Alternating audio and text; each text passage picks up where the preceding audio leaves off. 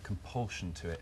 They also develop what's called tolerance, so they need more and more to feel good, and they often get a withdrawal when they stop taking it. Now, for things like overeating and sex, it doesn't entirely fulfill the criteria that we would use when we're trying to kind of define an addiction.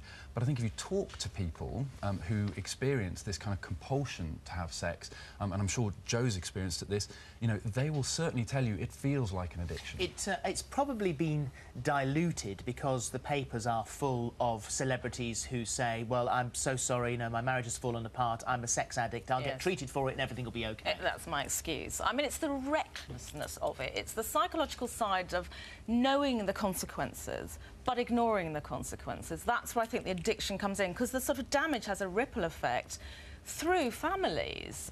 This can totally ruin a family, and so in that sense it does need treatment, and I think actually it being recognised as such, which it has been in the States for a long time, is probably quite important. Well, Michelle's emailed in and she says, I love sex and I'm always nagging my husband for more. Does this make me a sex addict?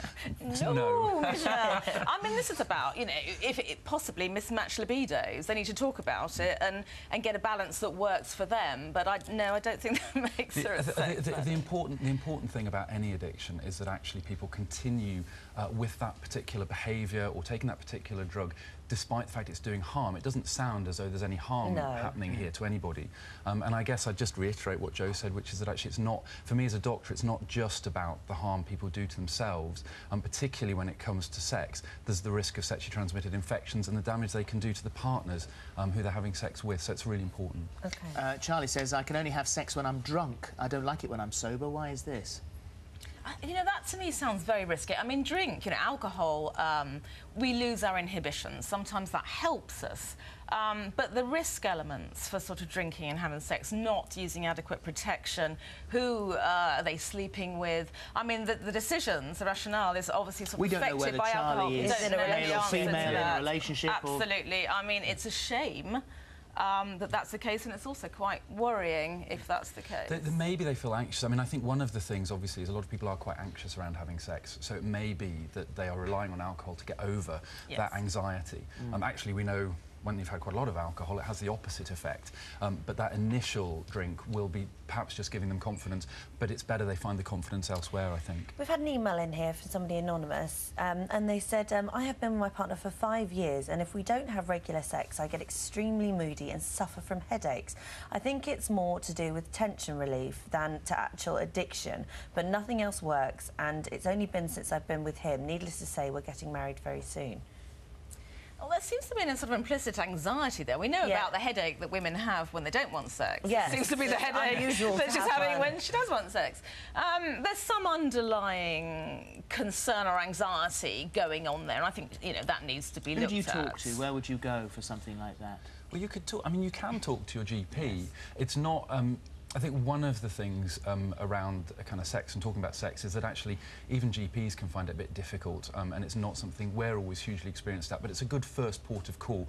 In general, it's going to be psychologists like Joe who are going to be the best at handling a lot of these quite complicated kind of issues. Sex and the Silver Singletons, according to reports over 40s, are not holding back when it comes to getting in between the sheets with a new lover, despite the danger of a broken heart or sexually transmitted disease. Last autumn, the Family Planning Association launched its middle-age spread campaign using adverts from the 60s and 70s to encourage baby boomers to use condoms. So actually thinking, well, it doesn't matter, I'm going to be perfectly fine because I'm older, when in actual fact you were just at risk as someone who was much younger. Absolutely, because it used to be just contraception, you know, that we needed a condom for. But I think they're calling it Generation Grey Sex, which I find a terrible word or terrible phrase. I mean, it sounds so miserable. You know, it's great that people in their 50s have a new lease of life sexually, but they need to protect themselves just as much as this, from a medical perspective, is really important, because actually over the last decade we know that age group, basically sort of between 54 and 64, there's been a huge rise in sexually transmitted infections, so a 70% increase in chlamydia, for example.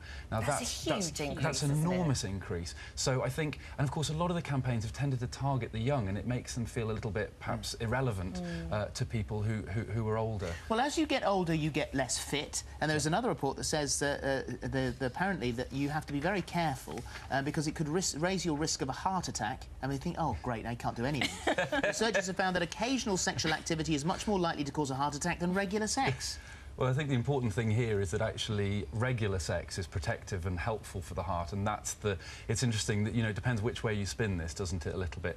The risk that's been identified in this paper is that actually when people have episodic exercise, not just sex, then it puts them at slightly increased risk of a heart attack. But actually, the message to take home is make sure you're having regular exercise and you'll be fine. We must just talk about this quick fashion fix pill. On Tuesday, scientists launched the first melt-in-the-mouth pill for impotence.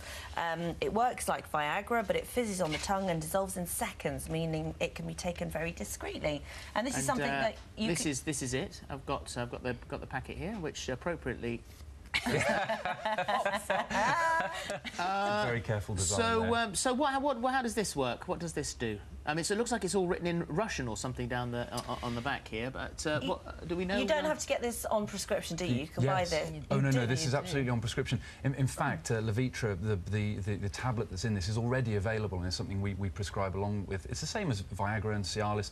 They all do the same thing. They all basically dilate up the blood vessels in the penis and allow for a better erection. So this is available, but what's changed is that it now is available in a form that dissolves on the tongue. Right. So it's easier to take. Which Viagra did what? That didn't. But you just have to swallow it with a glass of water. Yes. So does that mean that this is faster working? No. No, and that's it's interesting. I can't quite see the point. You know, I mean, this is something you might take during foreplay, but you've got to put it underneath your tongue. It then dissolves. With, you know, Viagra, it's just a quick tablet. Same sort of half an hour to an hour time lapse for it to work. So, you know, it's not as wonderful as it might seem, and at the end of the day, it's still masking the real reasons why erectile dysfunction is there, which is often to do with anxiety or something going on in the childhood. So, again, you know, I feel I want to get to the cause of it rather than just simply. Somebody has emailed in, and again, they don't want to be named, but they said, can it be dangerous for women to take Viagra? If yes, what are the side effects of women taking it? So I think the important thing with all of these tablets is that they can often interact with other medication that people are on. So from my point of view, it's not that Viagra or Cialis or Levitra are dangerous in themselves necessarily if a woman takes them, but potentially it might interact with other medications that people are on, and what it can do is drop the blood pressure and cause problems. What would it do to a woman? Well, it has the same effect in the body, so it dilates blood vessels.